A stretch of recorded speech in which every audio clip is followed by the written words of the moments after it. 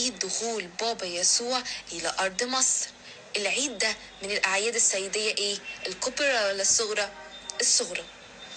وبنحتفل بيه يوم 24 بشمس.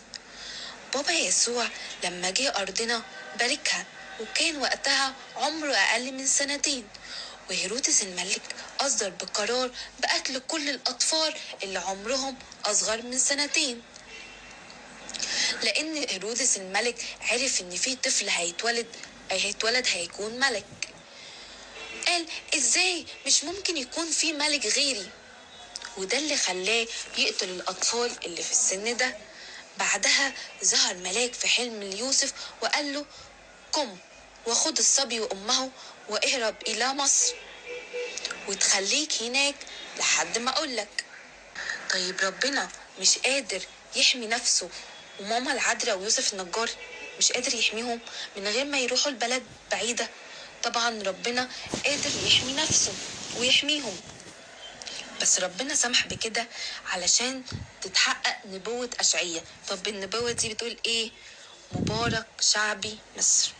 مجيء العائلة المقدسة إلى أرض مصر بركة كبيرة قوي.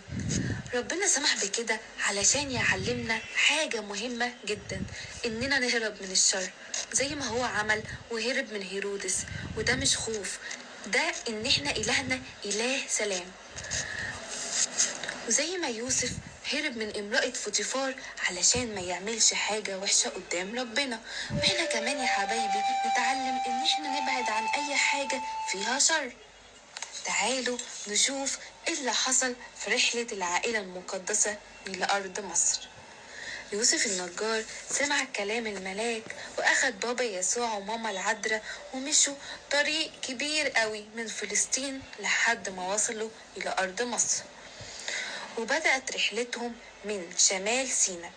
بعد كده أول مدينة راحوها هي رفح. يبقى أول مدينة راحوها يا حبايبي هي إيه؟ رفح. بعد كده العريش. بعد كده وصلوا لمدينة في الزقازيق اسمها تل بسطة. اسمها إيه؟ تل بسطة. فقعدوا تحت شجرة علشان يرتاحوا هناك، وهناك انفجرت عين مية شرب منها بابا يسوع، وأصبحت بعد كده شفاء لكل الأمراض. ولما دخلوا العائلة المقدسة مدينة تل بسطة سقطت كل الأصنام اللي فيها. راحوا كهنة المصريين زعلوا وهاجوا على العائلة المقدسة وعملوهم معاملة وحشة، فالعائلة المقدسة اضطرت ان هي تمشي من هناك. بعد كده يا حبايبي العائلة المقدسة راحت منطقة اسمها بلبيس، وقعدوا هناك تحت شجرة واتسمت بشجرة العذراء مريم. وبتقال أيام الحملة الفرنسية حاول الجنود يقطعوا خشبة من الشجرة، لكن بمجرد ما لمسوا الشجرة نزل منها دم، فخافوا جدا وسابوها. وبعد كده يا حبايبي راحوا العائلة المقدسة إلى منطقة اسمها سمنود، ورحبوا بيهم الناس فباركهم بابا يسوع. وموجود في سمنود حجر مصنوع من الجرانيت، زي كده طبق كبير بيعجنوا فيه، وبيقولوا إن ماما العذراء عجنت فيه. وفي كمان بير مية شربت منه العائلة المقدسة، وهو موجود حاليا في كنيسة الشهيد أبانوب هناك. بعد كده يا حبايبي اتجهت العائلة المقدسة ناحية الغرب في منطقة اسمها ايه؟ سخة. وفي المكان ده وضع الطفل يسوع رجله على حجر، فطبع رجله على الحجر وسمى المكان ده بكعب بابا يسوع. وبعد كده يا حبايبي راحت العائلة المقدسة برية شهيد اللي هي دلوقتي وادي النطرون، وباركت العائلة المقدسة المكان ده، وبقى بركة كبيرة للكنيسة كلها اللي فيها الأديرة اللي هي ايه بقى؟ تعالوا نحفظهم مع بعض: دير السوريان، دير الأنبا بشوي، دير البراموس، دير أبو مقار. بعد كده يا حبايبي اتجهت العائلة المقدسة لشرق النيل لمنطقة اسمها هناك المطارية، وهي موجودة في القاهرة، وقعدوا هناك تحت شجرة وهي موجودة لغاية دلوقتي، وسموها على اسم ماما العذراء، اسمها شجرة مريم. واتفجرت هناك يا حبايبي عين مية برضو شربوا منها، وكمان غسلوا فيها ملابس بابا يسوع. وماء الغسيل ده كان سبب إن الأرض تنبت نبات اسمه البلسم، وكانوا بيستخدموه ضمن الأطياب اللي بيتعمل منها زيت الميرون المقدس.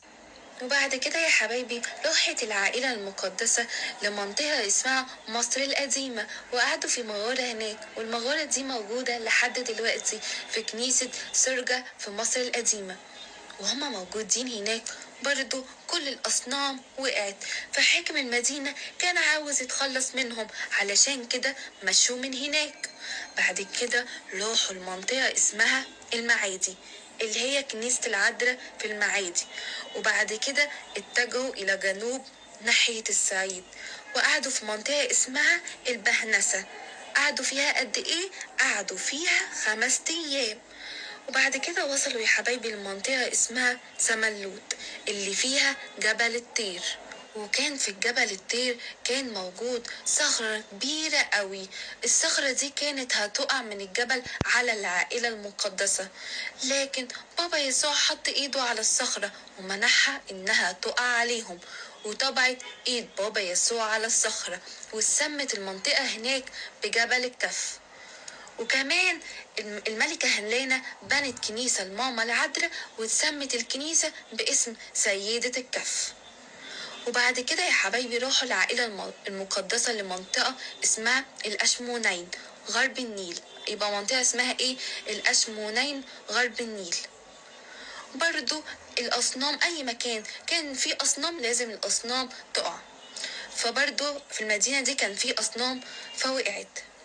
بعد كده اتجهوا لمنطقة اسمها قوسقام، وبرضو كان فيها أصنام وقعت برضو، فطردوهم الناس.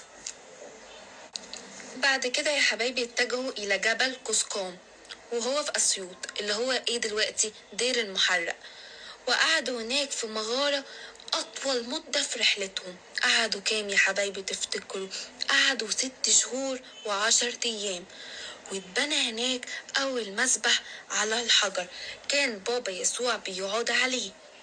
وهناك ظهر الملاك ليوسف وقال له في الحلم، وقال له: قم وخذ الصبي وأمه واذهب إلى أرض إسرائيل، لأن الملك هيرودس مات.